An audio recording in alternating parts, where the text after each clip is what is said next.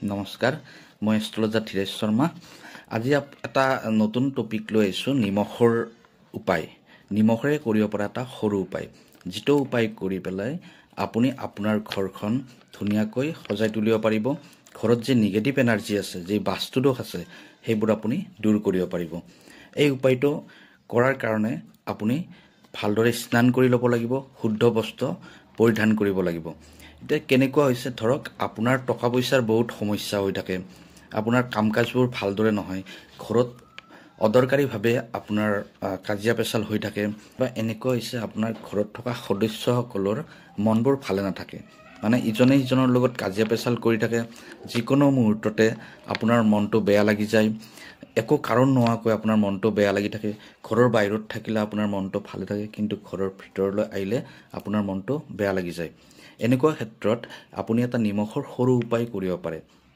উপায়টো আপুনি কি কৰিব লাগিব, যে আপোনাৰ ঘৰৰ উত্তৰ দিশৰ পৰা পশ্চিম দিশলৈ আপুনি 3বাৰ প্ৰদক্ষিণ কৰিব। প্ৰথমবাৰ ফাৰ্ষ্ট টাইম সেইটো কৰিব, যে নিমখ অলপ হাতত ল'ব। আপুনি নিমখ অলপ হাতত লৈ আপোনাৰ ঘৰৰ উত্তৰ ফালৰ পৰা পশ্চিম ফাললৈ তেনেকৈ আপুনি 3বাৰ প্ৰদক্ষিণ কৰিব।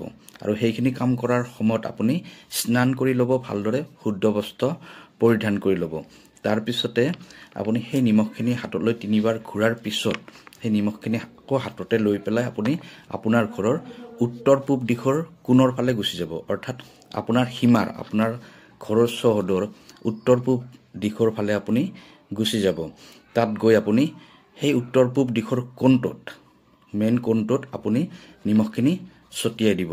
তাৰপিছত আপুনি ঘৰলৈ ঘূৰি আহিব। এই উপায়টো আপুনি এবাৰ কৰি চাওক। আপুনি দেখিব যে আপোনাৰ ঘৰত যিমানবোৰ নিগেটিভ এনাৰ্জি আছে, যিমানবোৰ বাস্তুদোষ আছে, সেই সকলোবোৰ আপোনাৰ ঘৰৰ পৰা লাহে লাহে দূৰ হ'বলৈ আৰম্ভ কৰিব। আৰু আপোনাৰ ঘৰখনত সুখ সমৃদ্ধি বৃদ্ধি হ'ব, টকা পইচা বৃদ্ধি হ'ব। আপুনি যি কাম হাতত লয় সেই কামতে আপুনি সফল হ'ব পাৰিব। ধন্যবাদ।